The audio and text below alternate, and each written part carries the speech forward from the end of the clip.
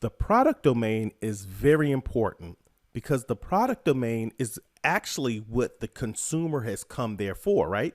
The consumer that isn't really concerned with your internal processes.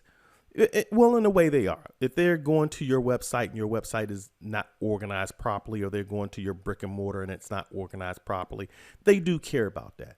But their ultimate goal, because they want to be served efficiently, they want to be served effectively, they want to have great engagements with your staff. They want to know that there's a process that ensures if they can, if it's a product that they can return it, or if they have a problem with the service, that they can work with someone to rectify the situation.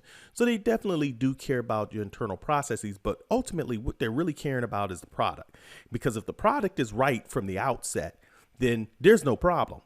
There's the consumer experience can be changed or swayed just by the product that you put out there. And that was the point of going through and kind of focusing in when you're at that process domain, focusing on how you're going to run the business, what resources or what monies that you're going to allocate to your resources so that you can roll out the product. And that's what you do all of that legwork for in the other domains that we've previously talked about, in the process domain, in the resource domain, in the perception domain. That's what they're there for, but they're there for the end product.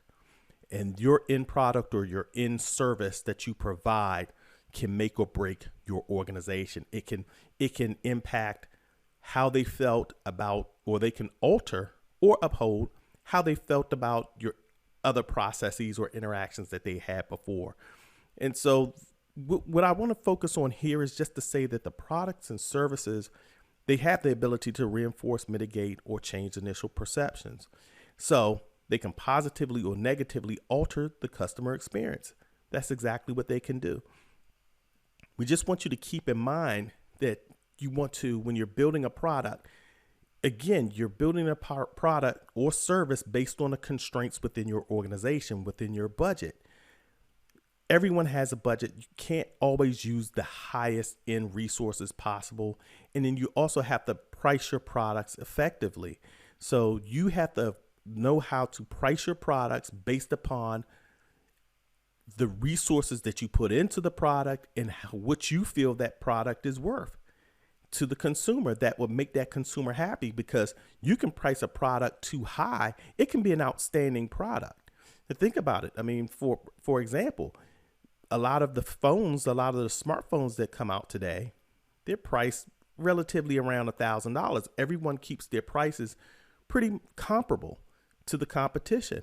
But if you put your cell phone out there for $4,000 and it operates just as well as any other phone on the market, it's not made of gold. It doesn't do anything special. It doesn't shoot holograms out of it. There's nothing indifferent to your product. It's similar to all of the other products. It's just priced 3 times higher. And you also have to think about your consumer base as well.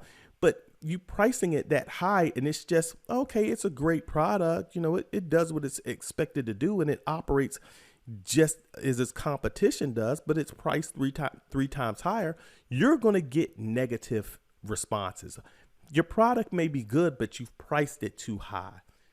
In similar, or we can look at it another way. Alternatively, if you have let's just say a smartphone that you've created and you roll that out, and you roll it out at half the cost of the average phones that are on the market. The average phones on the market are like for $1,000, $900, and you put that phone out there for, let's just say $450 or $400 or $500, and it operates just as good as the other phones that are out there. It's built with really relatively the same materials, and really people can't really tell too much of a difference. You're probably going to get great ratings because you've set a low price and you've delivered a product that is comparable to everything else on the market. So these are just things to think about, and we're just providing you with this matrices here just to look at, just to say, this is kind of what the feedback that you're going to get if you have a low price product and it's, you know, it has a low rating, or it has an average rating or a high rating. These are the type of feedbacks that you can probably expect from that. So what you want to get out of this is just to say, when you're rolling out a product or service, ensure that that product or service aligns with what else is out there on the market as far as not only just price, but as far as value.